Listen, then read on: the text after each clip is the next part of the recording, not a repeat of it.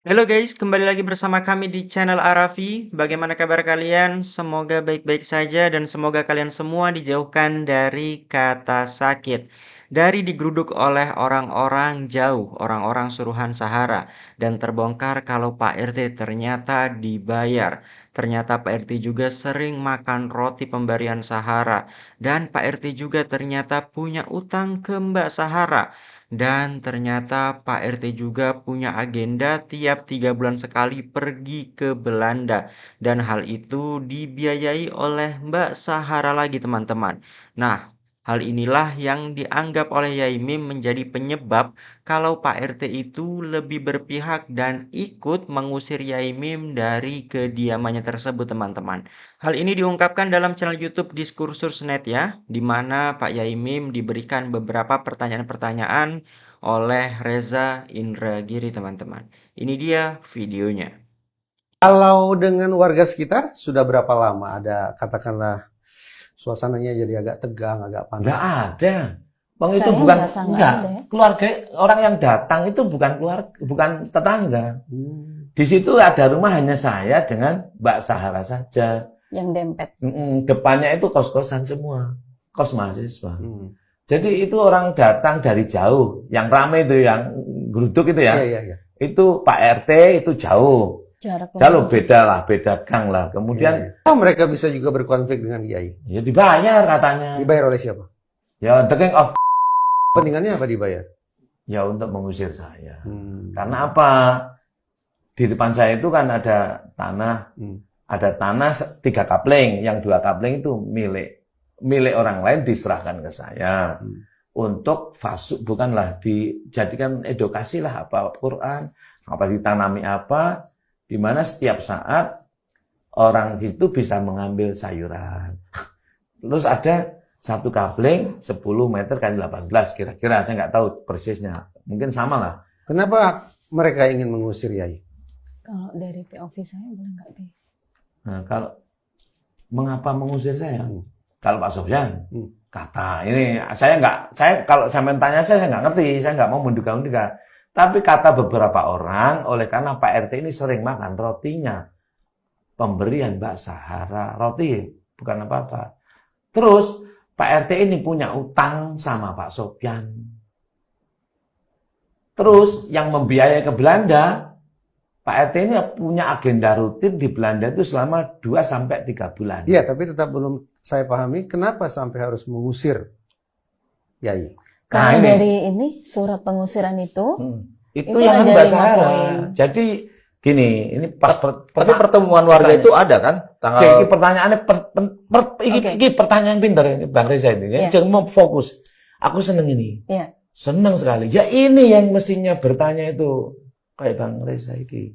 Sementara yang lain-lain nggak kena masalah. Iya, apa ini? Nah, tak cerita saiki. Nah, itu 5 poin tuntutan pengusiran itu yang membikin Sahara, bukan RT dan bukan orang yang tanda tangan.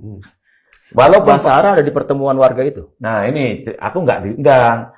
Jadi kalau katanya di dalam 5 poin pertemuan itu diantaranya telah diadakan beberapa kali mediasi, itu bohong. Tidak pernah 1 kali pun diadakan mediasi.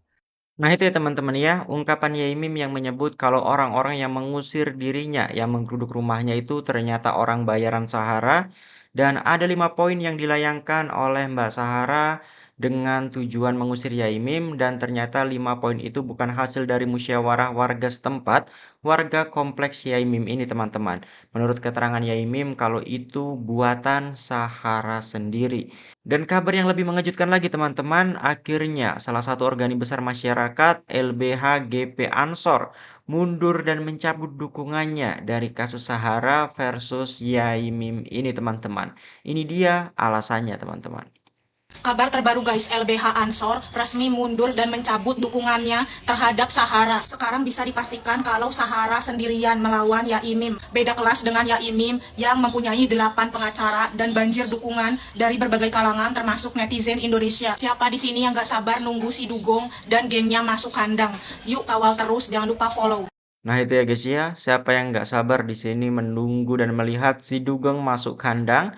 Dan mari kita kawal terus kasusnya Yaimim dan Sahara ini teman-teman. Dengan kemundurannya LBH GP Ansor ini dari yang awalnya mendukung Mbak Sahara untuk memenjarakan Yaimim teman-teman. Kali ini advokat atau pengacara dari Mbak Sahara menguatkan hal tersebut dan mengungkapkan kalau beliau tidak lagi membawa organisasi masyarakat LBH GP Ansor ini, tapi kali ini pihak kuasa hukum dari Sahara mengungkapkan kalau dia mendukung dan menjadi kuasa hukum Sahara secara pribadi teman-teman, tidak oleh organisasi manapun. Ini dia videonya. Saat ini saya pertegas bahwa kami datang ke sini tidak lagi atas nama LBH, tapi atas nama law firm pribadi bersama dengan teman-teman advokat yang lain ini. Ini teman-teman advokat muda-muda ini masih grace-grace ini pemikirannya. Nah, anak-anak muda ini luar biasa. Ya bagi saya begini ya. Siapa sih orang yang ketika ada masalah tidak terganggu? Pasti terganggu. Cuman apakah kemudian memberikan dampak? Saya pikir tidak. Nyatanya Mbak Sahara masih sehat-sehat saja. Cuman sedari awal kami sampaikan setelah kami pegang kuasa, saya sampaikan bahwa ada sesuatu hal yang memang keliru dari prinsip kami berkaitan dengan ya mungkin sikap ya terhadap orang yang lebih tua, dan prinsipal kami sudah mengakui dan minta maaf. Saya pikir itu sikap kesatria gitu, untuk mengakui kesalahan. Nah itu ya, pernyataan dari kuasa hukum Mbak Sahara yang mengaku kalau beliau tidak lagi mengatasnamakan LBH GP Ansor, tapi bantuan hukumnya yang ditunjukkan untuk meringankan Sahara sekarang atas kemauan sendiri, tidak melibatkan organisasi manapun teman-teman. Dan lebih lanjut, soal kasus Sahara vs Yaimin ada kabar terbaru nih, kayaknya LBH Kota Malang mengundurkan diri, tidak lagi mendampingi Sahara atas nama LBH.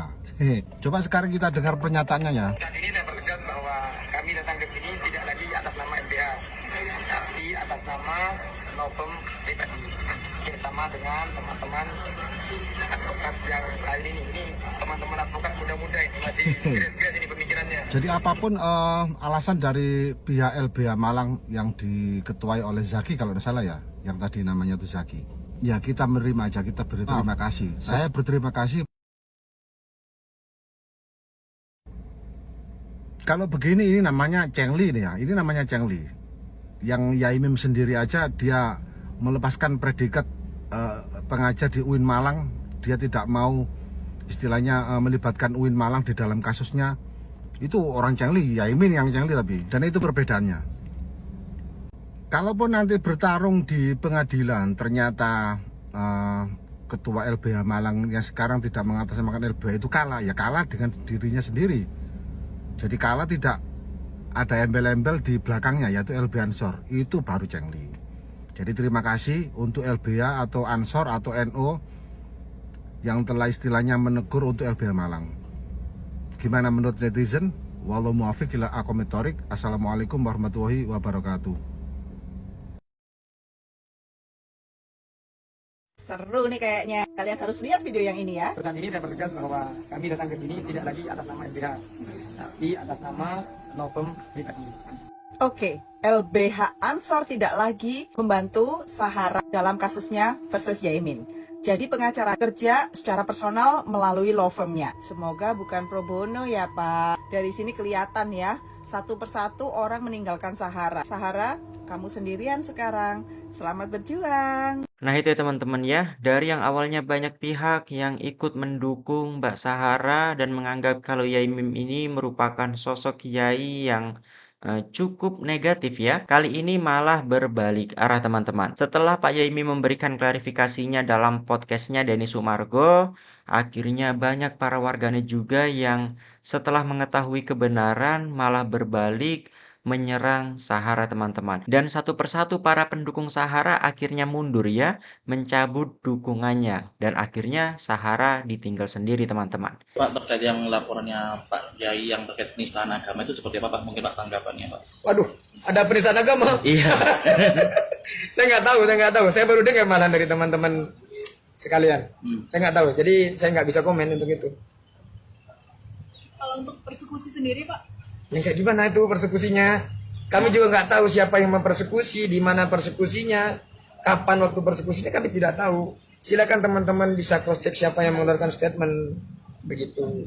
Gitu ya, teman-teman ya. Mungkin bukti yang kuat apa Pak yang menguatkan gitu Pak? Ya persoalan bukti nanti teman-teman penyidik nanti yang akan silakan minta ke teman-teman penyidik ya. Yang jelas kami datang ke sini kalau tidak mempunyai alat bukti kan nggak mungkin kita datang ke sini. Sama aja kami ini kan memperpelonco diri kita sendiri kalau kita nggak punya bukti. Termasuk video Pak itu yang telah dikirimkan ke krunya Mbak. Saya bisa jadi itu, tapi kan kita nggak bisa memvonis itu. Cuman nanti teman-teman penyidik nanti yang akan silakan tanya ke teman-teman penyidik aja ya. Pak, ini apakah mempengaruhi juga Pak psikisnya Bu Zahra kan berkepanjangan malah justru? Ya bagi saya begini ya. Siapa sih orang yang ketika ada masalah tidak terganggu? Pasti terganggu. Cuman apakah kemudian memberikan dampak? Saya pikir tidak. Nyatanya Mbak Zahra masih sehat-sehat saja. Cuman sedari awal kami sampaikan setelah kami pegang kuasa, saya sampaikan bahwa ada sesuatu hal yang memang keliru dari prinsipal kami berkaitan dengan ya mungkin sikap ya terhadap orang yang lebih tua dan prinsipal kami sudah mengakui dan minta maaf. Saya pikir itu sikap kesatria gitu untuk mengakui kesalahan. Dan teman-teman bisa melihat bahwa prinsipal kami tidak pernah itu update apapun di media sosial semata-mata hanya ingin menjaga bahwa Malang harus tetap aman, damai, kondusif.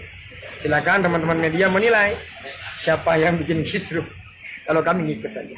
Nah ini ya teman-teman ya, saya heran juga ini dengan pengacaranya Zahra.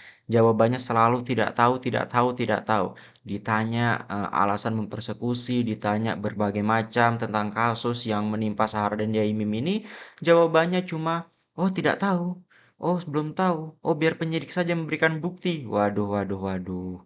Ini pengacara kok kayak tidak tahu apa-apa teman-teman ya. Bagaimana pendapat kalian? Lebih lanjut, Jadi orang sakit hati itu bukan salah orang lain. Salahmu dewe. Kenapa kamu mengizinkan tadi? Kekuatan framing yang bisa merubah nasib orang dalam satu malam. Awalnya kita mendapatkan framing berita yang menyudutkan Yaimim ya. Mobil rental lah, ngeblok jalan lah, dan framing bahwa Yaimim ini sangat meresahkan tetangga-tetangganya khususnya Ibu Zahra gitu. Lalu kita bayangkan pressure yang diterima oleh Yaimim sampai akhirnya nonaktifkan dari kampusnya tempat dia mengajar, lalu juga dia sampai diusir dari komplek perumahannya oleh warga-warga yang menandatangani surat keberatan dia tinggal di kompleks itu. Kekuatan framing yang bisa merubah nasib orang dalam satu malam, dan itu yang terjadi oleh Yaimim yang di framing sedemikian rupa sampai terjadi hal-hal yang sekarang kita lihat di sosial media. Tapi ternyata kasus itu punya plot twist yang luar biasa ya, 180 derajat berubah. Lahan parkir yang menjadi awal tempat perkara itu rupanya adalah tanah wakaf milik Yaimim yang diwakafkan untuk jalan. Lalu akhirnya opini publik ini mulai berubah dan akhirnya sekarang Yaimim banyak didukung oleh netizen-netizen. Itu terjadi sebaliknya, akunnya Zahra dan suaminya itu akhirnya menutup diri karena banyak dihujani komen-komen oleh netizen yang merasa menjadi korban framing dari mereka. Pelajaran penting dari kasus yang sekarang adalah yang pertama, jangan mudah terframing. Lalu jangan mudah memberikan reaksi yang berlebihan sebelum kita mengecek fakta yang ada di balik berita atau framing tersebut. Apa yang kita tulis, apa yang kita buat di sosial media, apa yang kita posting di sosial media itu menjadi digital footprint, jejak digital kalau bahasa kerennya. Nah, jangan sampai itu menjadi bumerang bagi kita ketika kita melakukan reaksi, komen atau posting tentang hal-hal yang sebenarnya kita nggak tahu duduk perkaranya. Framing ini bisa menimpa siapapun. Jadi kita sebagai netizen harus bijak. Jangan gampang tersulut oleh framing sepihak. Nah, memang ya teman-teman ya, dari yang awalnya kasus ini tentu saja berdampak besar bagi pihak Yaimim teman-teman. Dari yang dirinya dianggap tidak baik, dari dirinya yang dianggap sebagai mohon maaf kiai cabul, dan dia juga yang sempat mengundurkan atau sampai mengundurkan diri sebagai salah satu dosen di UIN Malang ya. Tentu saja framing-framing tersebut sangat merugikan bagi pihak Yaimim teman-teman. Namun setelah berbaliknya keadaan, setelah muncul podcast antara Yaimim dan Denny Sumargo, akhirnya banyak para netizen yang merasa menjadi korban dari framing yang diciptakan oleh kubu Sahara ini teman-teman. Dan betul kata kakak ini, kalau hal yang bisa kita ambil dari kasus ini, kita ke depannya seharusnya tidak gampang mudah terpancing, tidak gampang mudah terframing oleh suatu pemberitaan, oleh suatu perkara. Kita harus mencari tahu dulu kebenarannya, kita harus mencari tahu dulu pihak mana yang benar dan pihak mana yang salah. Nah, jadi bagaimana tanggapan kalian setelah melihat beberapa cuplikan video tersebut mengenai kasus Yaimim dan Sahara ini, teman-teman? Tulis pendapat kalian di kolom komentar dan nantikan updatean video kami selanjutnya, teman-teman ya. Assalamualaikum warahmatullahi wabarakatuh.